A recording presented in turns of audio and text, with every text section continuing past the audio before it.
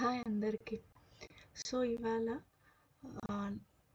List comprehension అంటే ఏంటి, అది ఎలా యూజ్ చేస్తారనేది తెలుసుకుందాం.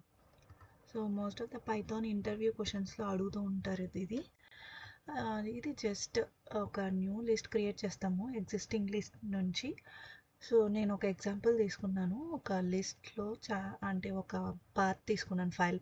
ఫైల్ పాత్లో చాలా ఫైల్స్ ఉంటాయి. ఆ ఫైల్స్లో మనం CSV ఫైల్సే తీసుకోవాలి. దానికి కోడ్ రాశాను. సో ఇది ఫర్ లూప్ యూస్ చేసి, నార్మల్ ఫర్ లూప్ యూస్ చేసి, సో ఈ ఒక వేరియబుల్ తీసుకొని అది చెక్ చేస్తాం. ఈ ఫైల్ పాత్లో .csv ఫైల్స్ ఉంటే అప్పుడు దాన్ని న్యూ లిస్ట్లో అపెండ్ చేస్తాం. లేదు అని అంటే ఇంకా లూప్ ఎగ్జిస్ట్ అయిపోతుంది. సో ఫైనల్గా ప్రింట్ చేస్తాం న్యూ లిస్ట్ అనేది. సో ఇది ఫర్ లూప్ యూస్ చేసి.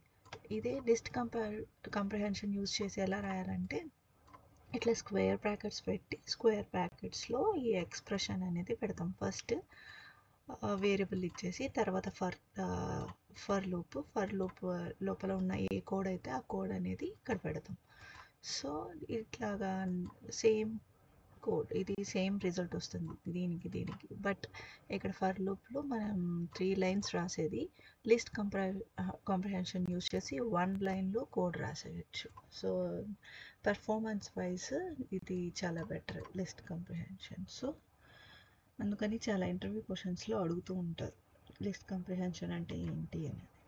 సో ఈ ఎగ్జాంపుల్ బట్టి మీకు ఈజీగా అర్థమై ఉంటుంది లిస్ట్ కాంప్రిహెన్షన్కి నార్మల్ ఫర్ లూప్కి డిఫరెన్స్.